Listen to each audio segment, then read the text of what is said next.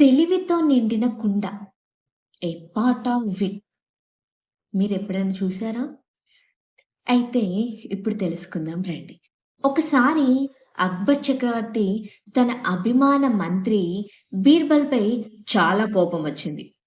అతను బీర్బల్‌ని తన రాజ్యం విడిచిపెట్టి వెళ్ళమని ఆదేశించాడు.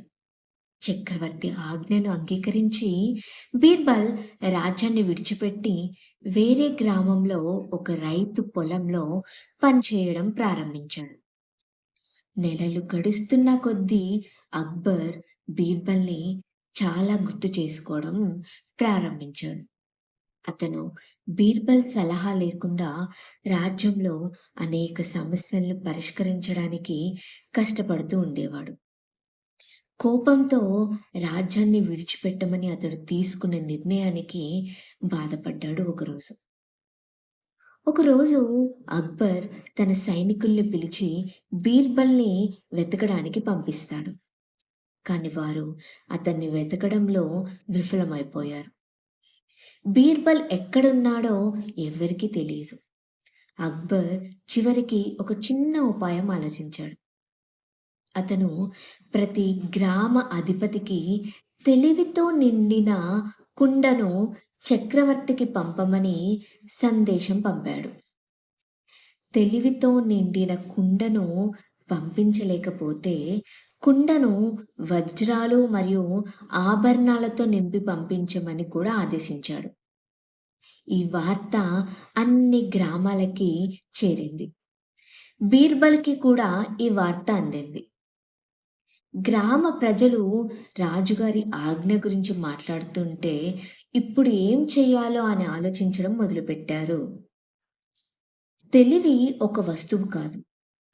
కుండలో నింపడానికి. కానీ రాజుగారు ఆజ్ఞ అది కాకపోతే వజ్రాలు మరియు ఆభరణాలతో నిండిన కుండను పంపాలి అన్నారు. కానీ మనకంత సంపద లేదు కదా అని అందరూ దిగులుగా ఆలోచిస్తూ ఉన్నారు. గ్రామస్తుల మధ్య కూర్చున్న బీర్బల్ ఇదంతా గమనించి నాకు ఈ కుండ ఇవ్వండి అన్నాడు. నేను ఒక నెల చివర్లో తెలివిని నింపి మీకిస్తాను అని చెప్పాడు.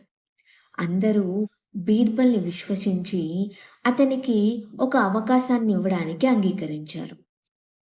కానీ బీర్బల్ చాలా తెలివిగలవాడని వీరికి ఇంకా తెలీదు.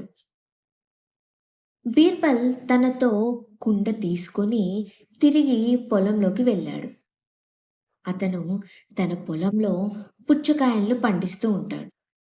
అతను ఒక చిన్న పుచ్చకాయని ఎంచుకొని మరియు మొక్క నుండి కత్తిరించకుండా అతను దానిలో కుండలో ఉంచాడు. క్రమం తప్పకుండా నీళ్లు, ఎరువులు ఇవ్వడం ద్వారా దాన్ని కొద్ది రోజులోనే పుచ్చకాయ కుండ ఆకారంలో ఎదిగి కుండ నిండా బయటికి తీయడం కూడా చాలా కష్టంగా మారింది. అప్పుడు బీర్బల్ తీగ నుండి పుచ్చకాయను కత్తిరించి కుండను చెట్టును వేరు చేస్తాడు. దాన్ని చక్రవర్తికి పంపించి రాజుగారికి దయచేసి తెలివిని కుండ నిండా బయటికి తీయండి, కానీ కుండ పగలకుండా మరియు తెలివిని కత్తిరించకుండా అని చెప్పి పంపించాడు. అక్బర్ కుండలోని పుచ్చకాయను చూశాడు మరియు ఇది బీర్బల్ పని మాత్రమే అని గ్రహించాడు కూడా.